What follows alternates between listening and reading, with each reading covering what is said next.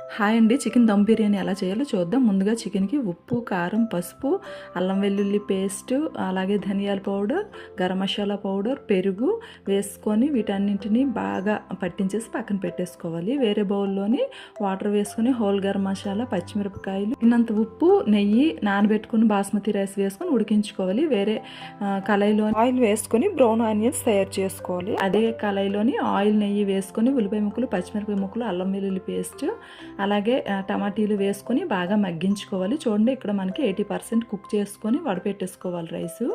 అలాగే ఇందులోని కసూరి మేతి కూడా కొంచెం వేసుకోవాలి.